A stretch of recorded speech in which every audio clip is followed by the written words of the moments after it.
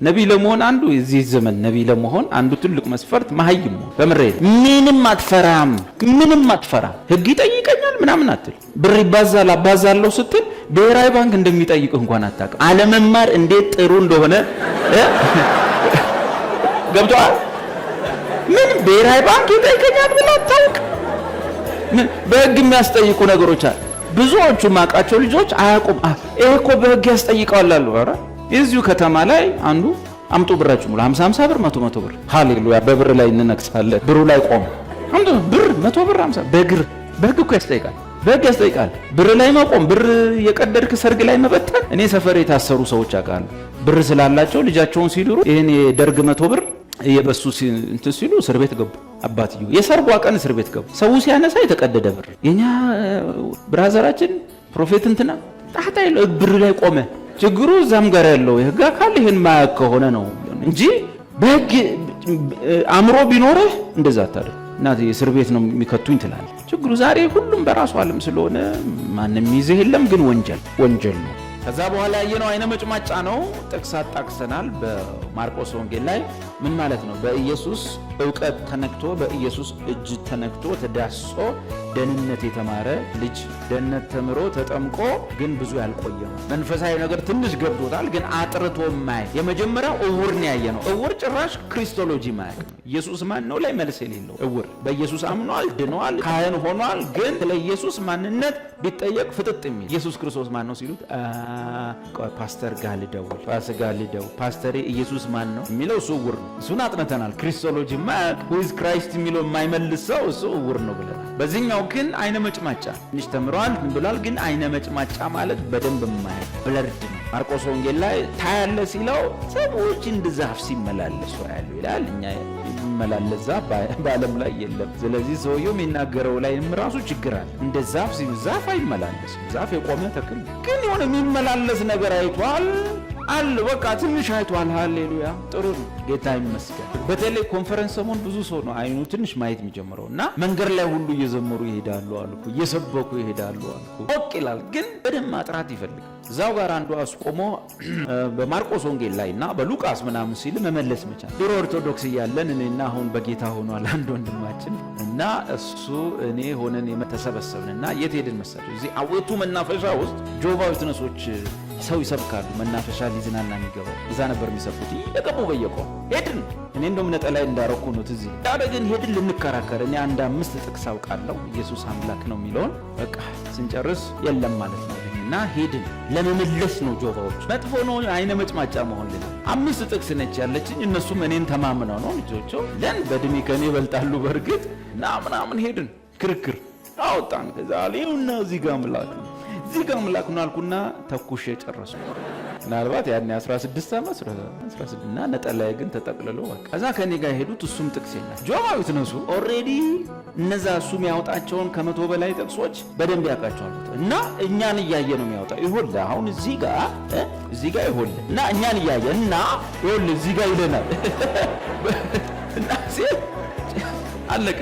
የስአማ ከዛማ ምን እንዳል ታውቃላችሁ? ጥቅስ የለማ ይኸውልህ ሰኔ ጎልጎታ ላይ ዝክርሽን የዘከረ ጽዋሽን ያወጣ ጥይት ሲያልቅብህ እንደዚህ የተገኘውን ነው አይተሃል። የሆነ ሰፈር ስትሄድ ውሻ ሲመጣብህ አንትላል ይላል። አንድ ድንጋይ ስታገኝ እሷን ስትወርቡ ድንጋዩ ያልቃል። እየበዙ ይመጣሉ ሾች። ያለ አማራጭ በወደክበት ፌስታሉን ሸንኮራ ልጣጩን ምናምን መወርወር ነው። ውሻው አይለኛ ነው። የተገኘውን ነገር ሁሉ ነው በአካባቢ ጫማህ የማይቀር ተወረውራለህ። እና ጥቅስ ሲያልቅ 5 ጥይት ተኮስኩ። 5ቱም አላገኛቸውም። እነሱ ሲያከታትሉብን መሮን የሆነ ሰኔ ጎልጎታ ላይ ዝክርሽን የዘከረ ጽዋሽን ያወጣ በመንግስተ ሰማይ ሰውየው እኔን መጣ እነሱን ትቶ እኔ ምንድን ነው የሚለው አለ። አይ ቆሶ ሌላ መጽሐፍ ነው አልኩ። ሌላ መጽሐፍ ነው ምን ሆኖ መሄድ ነው የኔ ያመጣው? 5 ጥቅስ ይዞ መሄድ ምን ሆኖ መሄድ? አይነ መጭማጫ አየን ብለን ነው 5 ጥቅስ ይዘን ሄደ። ሰውየው የሚያወጣውን ጥቅስ መመለስ ያስፈልጋል። በኋላ እግዚአብሔር ረዳኝ። ጌታን ወደ ማወቅ ከመጣ በኋላ መንፈስ ቅዱስን ካገኘው በኋላ ተበቀልኳቸው። መለስኩ። ራሱ ብዙ አይሆኑም እንደ መለስኳቸው። በመለስኩ ታቀያ መንገድ የጠበቁ እኔም በዚህ ሲያው በዚህ ሄደ። በዚህ በነገራችን ላይ ጆቫ ዊትነስ ምንም አያውቅም። ከምሬና ምንም አያውቁም። ምንም ብዙ ሰው ጆቫ ዊትነስ የሚደነቀው ድፍረቱ፣ ደፋር ምንም ሳያውቅ የሚያወራ ቢኖር እነሱ እና ደፋሮች ናቸው። መንፈሳዊ ነገር ካላወቅ እንደዛ። በዚህ በዓለምም ነገር ደግሞ እንደዚሁ ምንም አታውቅ ከሆነ ደፋር ነብይ ነው። አይነ መጭማጫነት ነው። ከእውቀት ከፍሎ ማወቅ ማነው? ማጨርሰውን ነገር መጀመር ምን ይባላል? አይነ መጭማጫ። 3 ጥቅስ ጠቅሰ ከዛ ሳስሉ እንደዛ አይነ መጭማጫ። ሁልጊዜ በቤተ ክርስቲያን የምንሰማው አንድ ጨዋታ አለ አይደል? ሰውየው ጥቅሱን እዚች ጋር ምልክት አድርጎ ያችን አርጎ 1-2 ቦታ አርጎ የሚያስተምር ግዴታው ስለሆነ አርጎ ገባ። ወደቀች ወረቀቱ። መጀመሪያ ያቺ ሳትወድቅ በፊት አንዷ ወረቀት እሷን አገኘ። ሲከፍት እመጣለሁ የሚል ነው አላለ? እመጣለሁ ነው በቶሎ እመጣለሁ አለ። እሷን አለና ሲጨርስ ያቺ የለች ቢልልች እና እመጣለሁ ይላል ጌታ። እመጣለሁ እያለ መጨረሻ አደናቀፈው መሰለኝ። ሴትዮዋ ላይ ወደቀ አይደል? ፊት ለፊት ያሉት ላይ ሲወድቅ እማይቅርታ አይ አንተ ምን አጠፋ? አንተማ እመጣለሁ ካልክ ቆየ። እንደዛ ነው ያሉት አይደል?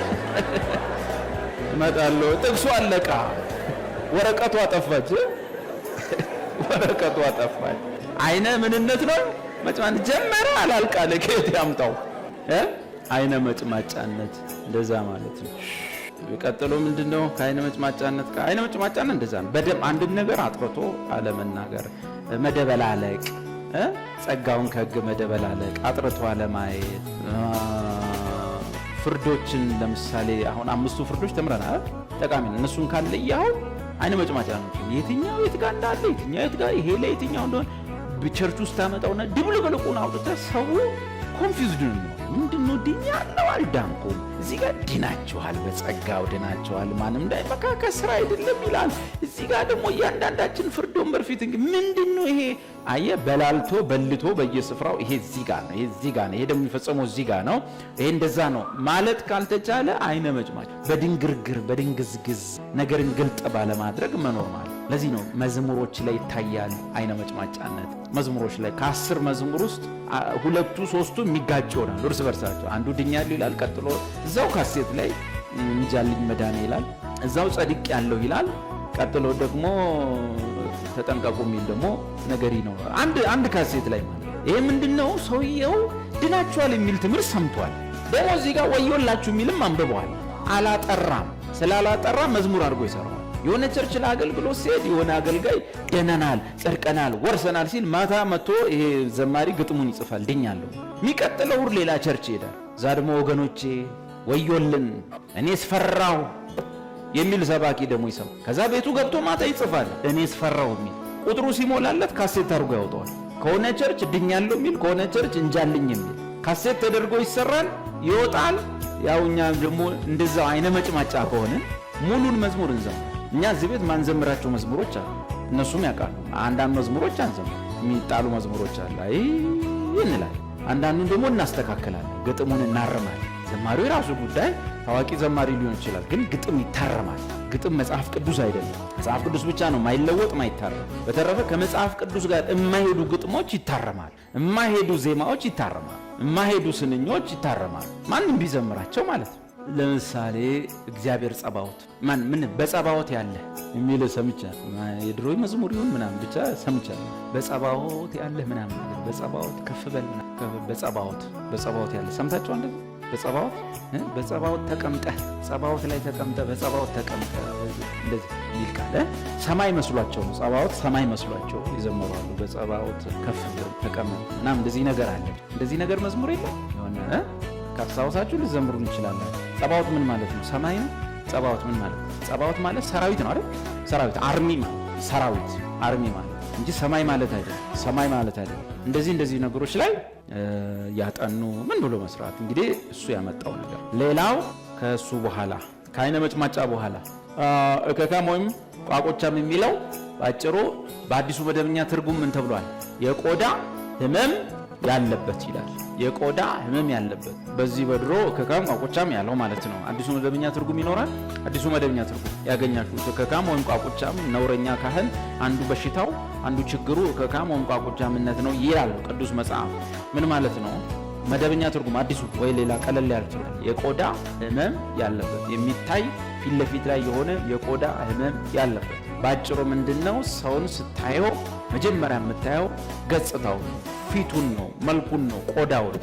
ከዛ ነው ድምጹን የምትሰማው፣ ከዛ ነው ባህሪውን የምታውቀው፣ ከዛ ነው ሌላ ነገር ስሙን እንኳን የምታውቀው የሰውየውን። ከዛ በኋላ ሰውን መጀመሪያ ስታገኘው መንገድ ላይ የሚሆን ምን ላይ ምኑን ነው የምታውቀው? ፊቱን፣ ገጽታው፣ ቆዳው፣ መልኩን፣ ከለሩን ነው የምታየው። ስለዚህ አንዱ ነውረኛ ካህን ማለት ምንድነው ሲባል ቆዳው የተበላሸ ወይም ቆዳው ላይ ችግር ያለበት ይላል። ይሄ የፊቱ መልክ የተበላሸ ወይም በድሮ ትርጉም አፍንጫ ደፍጣጣ ከሚለው ይለያል። የፊቱ መልክ የተበላሸ መልካችን ማን እንዲመስል ተወስኗል? ክርስቶስን እንዲመስል ተወስኗል ነው። የክብር ሕይወት ክርስቶስን የሚመስል እድገት ለማሳየት በየቀኑ የማይለወጥ ሰው ነው እሱኛው። ይሄኛው ግን ኑሮ ነው። ኑሮ ጴጥሮስ በሰው ሁሉ ፊት የሚታይን ነገር ብሎ የተናገረው ለሰዎች ሁሉ የሚታየው የመጀመሪያው ነገራችን ኑሯችን ነው። ስለዚህ ኑሮ ላይ ዲፌክት ያለበት ሰው እሱ የአምላኩን እንጀራ አያቀርብ። ፊት ለፊት የሚታየው ምናልባት ጴጥሮስ ላይ አውጥተን ማየት እንችላለን። ለሰው ሁሉ የሚታየው ነገር፣ በአደባባይ የሚታየው ነገር፣ ፊት ለፊት የሚገለጠው ነገር እሱ ኑሯችን ነው። አንደኛ ጴጥሮስ ምዕራፍ 2 ቁጥር 11 ወዳጆች ሆይ ነፍስን ከሚዋጋ ሥጋዊ ምኞት ርቁ ዘንድ እንግዶችና መጻተኞች እንደመሆናችሁ ለምናችኋለሁ ይልና እችኔው ስለሚመለከቱት ስለ መልካም ስራችሁ ሰዎች የሚመለከቱት ነገር ማለት ነው። የሚሰሙት አይደለም። የሚሰሙት ድምጻችንን ነው፣ መዝሙራችንን ነው። ምን የሚሉት የሚመለከቱት ነገር። እከካም ቋቁቻም ማለት ለሰው እይታ ደስ የማይል ማለት። እከክ ያለበት ወይም ቋቁቻ ያለበት ሰው ለሰው እይታ አብሮ ለመኖር ወይም ለመነካካት ለንክኪም ትንሽ የሚከብድ ነው አይደል? እንዲህ በተፈጥሮ በስጋ ነገር እንደዛ ነው አይደል? መንፈሳዊ መልካት ይዙት አንድን ሰው አይተኸው እከክ በከክ ወይም ቋቁቻ በቋቁቻ ሲሆን ትንሽ የዛ ሰው ገጽታ ትንሽ አብሮ ለመኖርም አብሮ ለመቆየትም ትንሽ ሊከብደን ይችላል። ልክ እንዲሁ መንፈሳዊ ነገራችንም ላይ እከካም ቋቁቻም መንፈሳዊነት ምን ማለት ነው? ወይም ነውር ምን አይነት ነው? የቆዳው መልክ የተበላሸ ብሎታል መደበኛው ትርጉም እንደዛ ነው የሚችለው። ባጭሩ ለሰው ሁሉ የሚታየው ነገራችን ከሰው ጋር ስንኖር፣ በቤተ ክርስቲያን ስንሆን፣ በማህበረሰቡ መካከል ስንኖር ሰዎች የሚያዩት ፊት ለፊት ያለው ገጽታ መንፈሳዊ ገጽታና ኑሯችን። ቢሮ ስትገቡ ሰው ከክርስትናችሁ አንጻር እናንተን የሚያውቅበት ነገር፣ ክላስ ስትማሩ፣ ትምህርት ቤት ስትማሩ፣ ዩኒቨርሲቲም ያላችሁ ዩኒቨርሲቲ ክላሱ ስትገቡ እዛ አካባቢ ያለው ሰው ከክርስትና አንጻር ያው ታውቃላችሁ፣ እኛ ላይ ነገር ይብሳል አይደል? ለምሳሌ ጠጥተው አሁን እዚህ ጋር ወልገድ ቢሉ ምንም ሐሜትም አይወጣም፣ ፌስቡክ ላይ አይወጡም። እውነት ውሸት? እውነት ውሸት? እውነት ነው። እኛ ላይ ነገር ይብሳል አይብስ? እኛ ምንም ሳንጠጣ ነገር አዙሮ ነው ራሱ የሆነ ነገር አዙሮን ራሱ መንገድ ላይ እንዲህ ብንል ከባድ ነው። እውነት ውሸት? እዚህ አንድ ጓደኛ አለና ፓስተር ነው። አንድ ቸርች ምን እንዳደረገ ታውቃላችሁ? እቺ እንትኗ በቢራ ጠርሙስ ነው የምትመጣው። እቺ የጴንጤ መጠጧ እንደኛ ቃሪቧ ሶፊዋ ሶፊ ነች። ምንድነው ስሟ?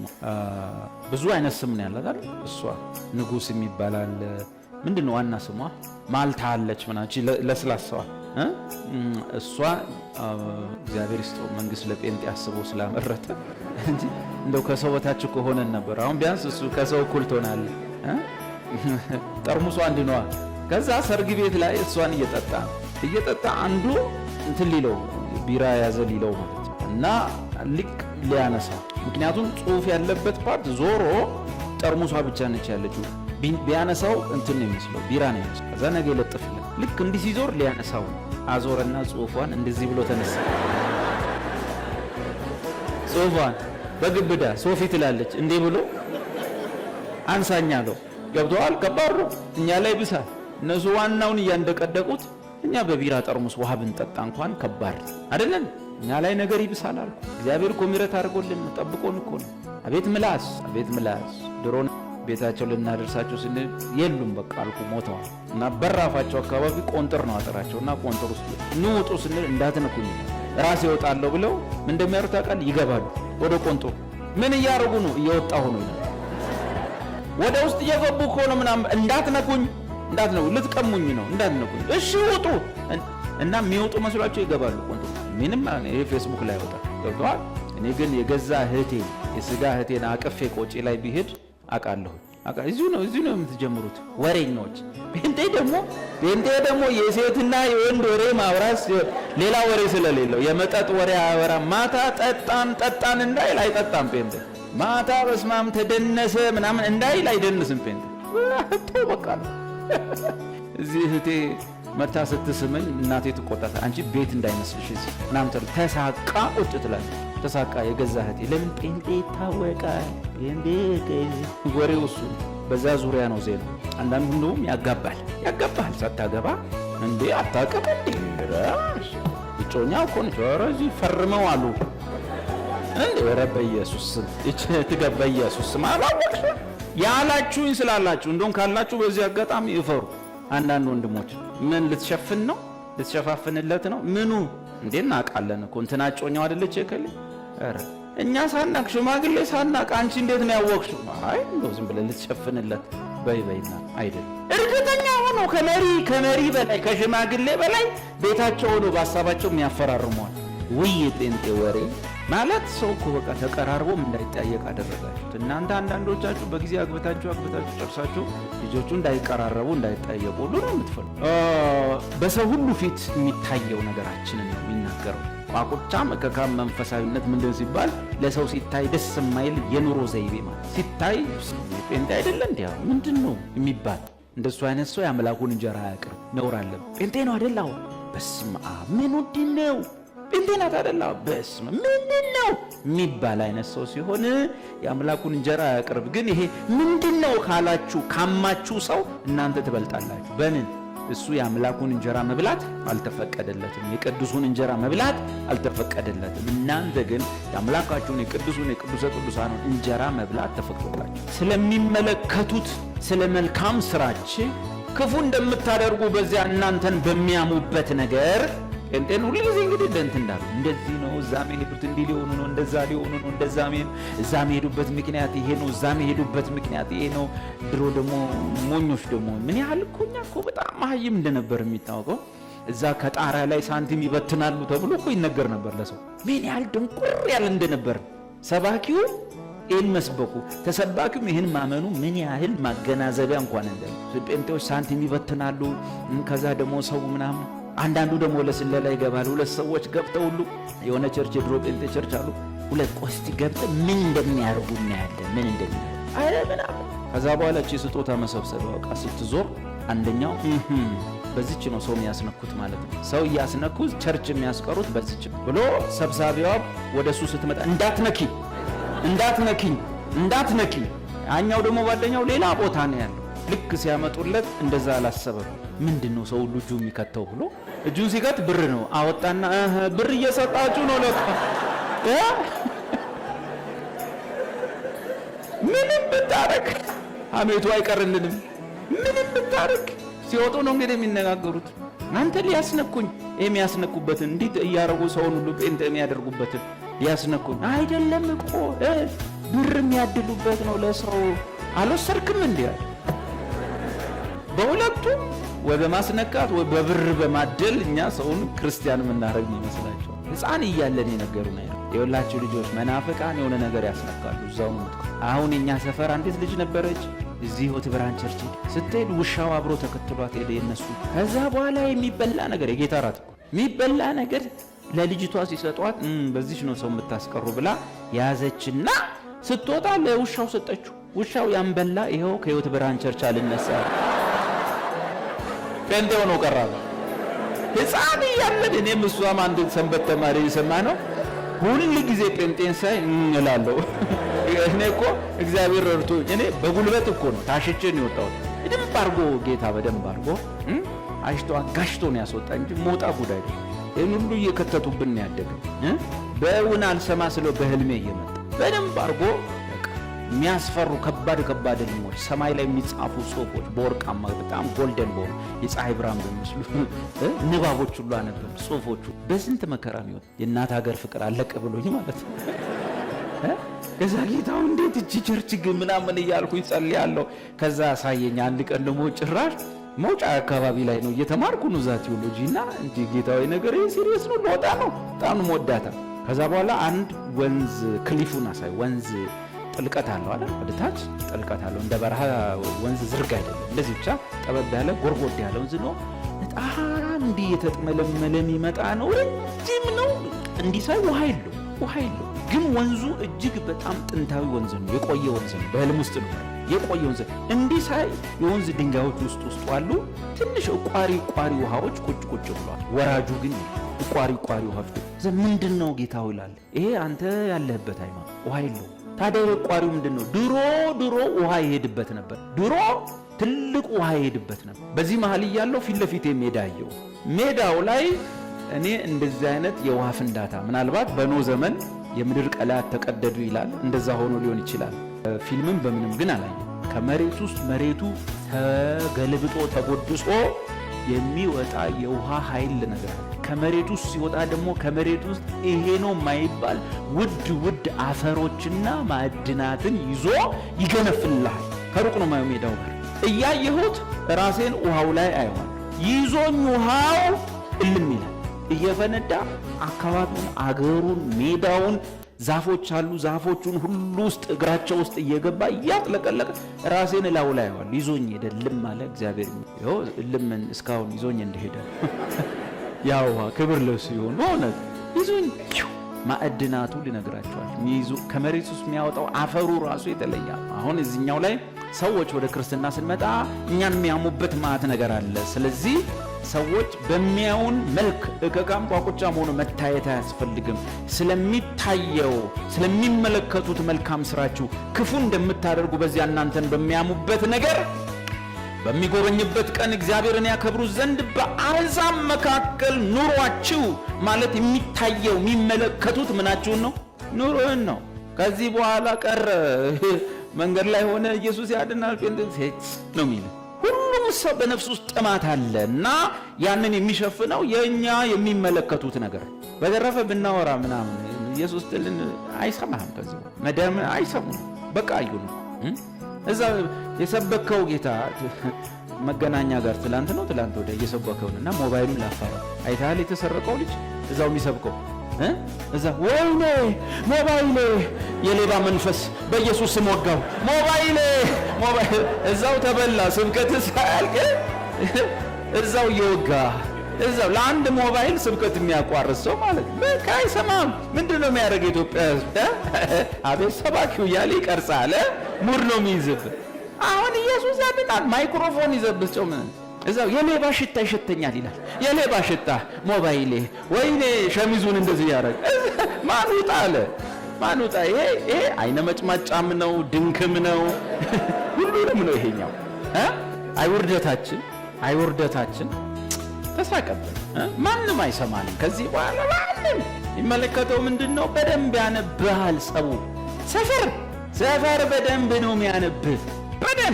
በደንብ ነው ሰው የሚያውቀው። ስለዚህ ኮምጨጭ በሉ ኮስተር በሉ ስል እኔ እንደዚህ ጴንጤ አይነት ኮስተር አይደለም አለ አይደለ። በኑሮ በጌታ ጉዳይ ላይ ኮምጨጭ በል ማለት ሲሪየስን ማለት በደንብ ነው የሚያነቡ። በኑሮ በምታደርገው ነገር ነው ሰፈር ላይ ተጽዕኖ መንደሩ ላይ ተጽዕኖ ማምጣት ያለ እንጂ ሆነ በመወራጨት ምናምን አይደል። ሰፈር ሊመሰክር አካባቢው ሊመሰክር ያለ እዚህ ቸርቾች እንደዚህ ናቸው ማለት መቻል አለበት። ቀበሌው ሊያመሰግነን ይገባል። ሰፈሩ ሊያመሰግነን ይገባል። አሁን ቅዳሜ ጠዋት እዚህ መታችሁ በምትሰሩ ስራ እዚህ ስትሟሟቱ ስትሰሩ የሰፈሩ መነጋገሪያ ነው። የከተማው ምን ቢማሩ ነው እንደዚህ ሆኑት? ምን ሆነው ነው? ቀበሌው ነው የሚነጋገሩ። በእናንተ የአብያተ ክርስቲያናት ውስጥ ያሉ ትልልቅ ሰዎች ናቸው። አንዱ በቃ መቋቋም አልችሉም። ቄስ ከሌ ብጠራቸው ስለሚወገዙ ግን መጡ። ማታ ሲሆን መጡ። እኔ በቃ ቅዳሜ ሰው እዚህ ሲሰራ ምንድነው ብዬ እንደወቃ ቢያንስ ብዬ መጣሁ። ማታ መጡ ከነ ኮላራቸው ማለት ቄስ ከሌ መጡ። አይ ተጽዕኖ ማሳደራ መክበድ አለበት። ዝም ብሎ ተቀምጦ በሙዚቃ መሳሪያ ሰፈር ማደንቆር ቀበሌው ኧረ እባካችሁ ኧረ በእናታችሁ እንተኛበት። ውጊያ ስም ተወጋ እንደውም ጨምሮ ድምፁን ጨምሮ ተቃጠለ። አይደለም ጠላት በሙዚቃ ድምፅ ቢደነቁር ኖሮ እዛ እነ ማይክል ጃክሰን አይደንሱም ነበር። ያን በሚያክል መሳሪያ አይደንሱ። ሰው ግን እንትናችን አስጠላን። ግን በሰዎች ሁሉ የሚመለከቱት ነገር ተጽዕኖ አምጪ ከሆነ በጣም ነው የሚያከብሩ። ሐዋርያት ሥራ መጽሐፍ ላይ የመጀመሪያዎቹ ዘመን አማኞች በሰው ሁሉ ፊት ሞገስ ነበራቸው። ምንም እንኳን ይላል ሰዎች ከነርሱ ጋር ባይተባበሩ ማለት ክርስቲያን መሆን ባይፈልጉም፣ ግን በሰዎች ሁሉ ዘንድ ምን ነበራቸው? ሞገስ ነበረ። ሞገስ ሊተባበሩን አይፈልጉም፣ ክርስቲያን መሆን አይፈልጉም፣ ግን ሞገስ ያስፈልግ። ይሄ የሌለው ህይወት የምን ህይወት ነው? ልክ በስጋ ህይወት ቋቁቻ፣ ፎሮፎር፣ ቆሮቆር ያለውን ሰው ቀርበህ ለመጨበጥም ለመዳሰስም ለመንካትም አብረህ ለማውራትም እንደሚያስጠላ ገና የተሆነች እነዚህ አጭበርባሪዎች ውሸታሞች ምናምኖች መባል የለብንም። የሚመለከቱትን ውጫዊ ነገራችንን በተቻለ መጠን ድካማችንን ለራሳችን፣ ጉድለታችንን ለራሳችን፣ ውድቀታችንን ለራሳችን ከሊቀ ካህናት ከኢየሱስ ጋር በሰዎች መካከል ግን በተቻለ መጠን ጥርሳችንን ነክሰን እንድንኖር ጌታ ይርዳል። እንዴትም ብለን ጥርሳችንን ነክሰን ለመኖር ጌታ ይርዳል። የቀረውን ከሱ ጋር፣ የኛን ከኛ ጋር፣ ድካምን ከኢየሱስ፣ ስንፍናን ከኢየሱስ ጋር፣ ውድቀትን ከኢየሱስ ጋር፣ መሸነፍን ከኢየሱስ ጋር። በተረፈ ግን በነሱ ፊት ተዋርደን በነሱ ፊት ግን አጎንብሰን እንዳንኖር ጥርሳችንን ነክሰን እንድንኖር የጌታ ጸጋ እንደዛ ይርዳል። አይስቁብንም፣ በኢየሱስ አይስቁም። የተሳቀብን ይበቃል፣ አይስቁም። ተጨማሪ መሳቂያ፣ ተጨማሪ መዋረጃ፣ ተጨማሪ ማላገጫ እንዳንሆን መጠንቀቁ። ጌታ ሆይ እኛ ምን ስንጠነቀቅ ብንሆን ያውነን፣ ግን ጸጋ ይርዳል። በዛው ባዳንከን ጸጋ ሰው አድርገን። እኔ አንድ ጊዜ ጽፌ ጸለይኩ፣ ምን አልኩ? አልወጣልኝ አለ ለረጅም ጊዜ። ከዛ መጨረሻ ዛሬ ስንት ዓመት ይሆናል? ምናልባት 15 16 ዓመት በፊት ነው የሚሆነው። ከዛ በፊትም ሊሆን ይችላል። ከዛ በኋላ በወረቀት ላይ ጻፍኩ፣ ጌታ ሆይ ብዬ ማለት እኔ ማን ነኝ? አንድ ቀጥሎ ደግሞ ሰው አድርገኝ። ከዛ እንዲህ አስነበብኩ ወደ ሰማይ። የሆነች ዛን እሁድ ቀን የሆነ ቀን ደግሞ ሰብኬ የነበረ ሕዝቅያስ ደብዳቤውን ይዞ ሄዶ በእግዚአብሔር ፊት በሚል እሷን ጥቅስ መሰረት አድርጌ ጻፍኩትን ይጀምር አወራው፣ ጸለይኩ። እስቲ ደግሞ አንቧው። ምኞቴን ያውቃል እሱ፣ ጥማቴን ያውቃል፣ ረሃቤን ያውቃል፣ ጥያቄን ያውቃል። ቃኔ ዝም ብሎ መኖ ሰው አድርገኝ። መጀመሪያ ጥያቄ በሁለት ጥያቄ ምልክት እኔ ማን ነኝ ማለት ለምንድን ነው ያመጣል? ምንድን ነው መሳል? ዝም ብለህ ተንቀጭቅጭ ክል ብለህ ያልተፈጠርክበትን ኑረ ዱብ እንደ እኔ ማን ነኝ? ለምንድን ነው የመጣው? እና ደግሞ አልችልም፣ በቃ ሰው አድርግ። በኢየሱስ ክርስቶስ ያቺ ጸሎት 100 እጥፍ ዛሬም በሁላችን ላይ ትሁን። አሜን። ለዚህ በሰው ሁሉ ፊት የሚታየው ኑሮ ነው። እንደዛም ተጠንቅቀን መሰናከላል። አዎ፣ እንደዛም ተጠንቅቀን ችግር ውስጥ እንገባለን። አዎ፣ ለምን እንደሱ አይነት ደረጃ የምንደርሰው ለመስሉ ተስፋ አትቁረጡ። ማናቸውም በሕይወታችሁ ውስጥ የሚከሰት ውድቀት፣ ሽንፈት፣ መሰነካከል በሙሉ ሞር ወደ ጌታ እንድትጥሩ የትኛውም ችግር ዓላማው በክርስቲያን ላይ ክርስቲያኑ ወደ ጌታ ማስጠጋት። እስቲ ዝም ብሎ ሳምንቱ ሙሉ እስቲ ሰላም ይሁን፣ እስቲ ምንም ፈተና አትፈተኑ፣ እስቲ ምንም ቻሌንጅ አይገጥማችሁ፣ እስቲ ሳምንቱን ሙሉ ዝም ብለህ እንደው ዘምር ይበል፣ እስቲ እንደው ምናምን በል፣ እስቲ እንደው በጣም ይመች። ወደ እግዚአብሔር የመጣበቅ አቅም ይቀንስ። ለምን ሳምንቱን ሙሉ የምንፈልገው ሲባል ኢትዮጵያ ውስጥ ሳምንቱን ሙሉ ችግር አለ። ስለዚህ ሳምንቱን ሙሉ ጌታ እንፈልገዋለን። የጌታ ጥገኞች ነው። ለምንድን ነው አውሮፓዎቹ አሜሪካዎቹ ጌታን ትተው ውስጥ ሄደው የሚዋሉት? ምንም ችግር የለም፣ ሁሉ የተሟላ። ስለ ቤት አያስቡ፣ ስለ ኑሮ ምን እንበላለን፣ ምሳ ምንድን ነው አይጠየቅም። እሱ ሁሉ ተሟልቷል። ስለዚህ በአፋቸው ነው የሚያወሩ። ከዚህ በኋላ እግዚአብሔርን ምን ብለን ነው የምንጠይቀው? አናስቸግረው። አያቶቻችን አስቸገሩት፣ ይኸው ሰጠን፣ ተትረፈረፈ። አሁን ሄደን ስቴዲየም እንኳ አስመራገጥ ረሱት። ከዛስ በኋላ የሚነሳልህና በትልቅ መኪና አንድ 50 ፈረንሳዩ ጨፈላልቆ ሲገርልልህ ሁሉም ወደ ቸርች ይሄድና ይቀጥላል። ዱርዬ ሁሉ ከነጨበሬው ከነንቅሳቱ ቸርች ይገባል። መከራ ክርስቲያንን ወዴት ያመጣዋል? ወደ ጌታ ያስጠጋል። ስለዚህ ብልህ ሰው ምን ያደርጋል? ብልህ ሰው የሚያደርገው መከራ ወደ እግዚአብሔር ስለሚያስጠጋ በመከራ ከመጠጋቱ በፊት ራሱ መጠጋት ይሰማል አይደል? ራስም አትጠጋ ከሆነ መከራ ያስጠጋል። መከራ ይላል መጽሐፍ ቅዱስ ምንም ያልጎደለው ፍጹም ክርስቲያን እንድትሆኑ ያደርጋቸዋል ይላል። የሚሻለው መከራው ሳይመጣ ስትሮንግ ክርስቲያን ነው። በዛ ነው። ሁለተኛው ደግሞ እንደዚህ አይነት ቻሌንጆች፣ ውድቀቶች እኔ ለጌታ መኖር እፈልጋለሁ፣ እጠነቀቃለሁ፣ በተቻለ መጠን ደግሞ ኢየሱስ ያውቃል እንደምወደው እንደማፈቅረው፣ ግን ባላሰብኩት መንገድ ሰው ጋር ተዋረድኩ፣ ባላሰብኩት መንገድ ሰው እጅ ላይ ወደቅኩ የምትሉ ዶን ወሪ አትጨናነቁ። አንደኛ ያ ሰው እጅ ላይ ጣለኝ፣ ሰዎች ፊት ላይ ጣለኝ የምትላቸው ሰዎች እነሱም ከእናንተ የተሻሉ አይደሉም። አንደኛ እሱ ነው። ማንም ከማንም እዚህ ምድር ላይ ይሻል። ሰውን ለመኮነን የሚበቃ ሰው በምድር ላይ የለም። ለዚህ ነው የሚኮንን ማን ነው? ተብሎ የተጻፈው። ማንም እዚህ ቤት ውስጥ ማናችሁ ናችሁ ማንን የመኮንን መብት ያላችሁ? መብት ሳይሆን እሺ መብት ይኑራችሁ፣ አቅም ያላችሁ ማን ከማን ይሻልና? መኮንን የሚፈቀድለት ስንት ብቻ ነው? እዚህ ምድር ላይ ሰው ሆኖ ተመላልሶ ኃጢአትን በሐሳቡ ማያውቃት ጌታ ብቻ። በተረፈ ሁሉም የራሱ ታሪክ አለ። እና ታዲያ ምንድነው ሲባል ሁለተኛውና ዋናው ነገር ሁል ጊዜም የራሳችን የሆነ ብርታት፣ አቅም፣ ኃይል እንደሌለ ሁል ጊዜም የጌታ ጸጋ ጥገኞች፣ የጌታ ጸጋ ተለጣፊዎች፣ የጌታ ጸጋን ፈላጊዎች፣ ያለሱ ምሕረትና ጸጋ ሳምንት መሰንበት ደና ክርስቲያን ሆነን መሰንበት የማንችል ምስኪኖች መሆናችንን እንድናውቅ እና ጸጋው ላይ እንድንል የተፈለገው ነገር ይሄ ነው። ስለዚህ በትዳርም ሕይወት ሊገለጥ ይችላል። እዚህ መድረክ ላይ እና ቤት ውስጥ ምናምን ሚስቱ የሚያጎሳቁል ሰው መድረክ ላይ ባይወጣ ጥሩ ነው አይደለም? ሚስቱ ትታዘበዋለች። አሁን እሱ ሰው ይመስላል እዚህ ትለዋለች። ሚስቱ ላይ እንጀራ ቆጥሮ የመጣ አገልጋይ ሚስቱን ውደዳት የሚል ስብከት ለመስበክ ይቸገራል። ቆጥሮ 1 2 3 4 8 እንጀራ ነው እስከመጣ እንዳይነካ የሚል ሰውዬ ማለት ነው። ለሚስቱ ብር ሲሰጥ ፊቱን ወደዛ ዞሮ እዛ ገብቶ ፎቱን እንዲህ ብሎ ስንት ነው ባለፈው የሰጠውሽ? ምን አረችሁ ጨረሱ እያለ የሚሰጥ ገብጋባ፣ የባንክ አካውንቱ ስንት ብር እንዳለው ሚስቱ ማታውቅ፣ ወይም ደግሞ ለማወቅ ስትፈልግ ይሄው ብሎ የማይሰጥ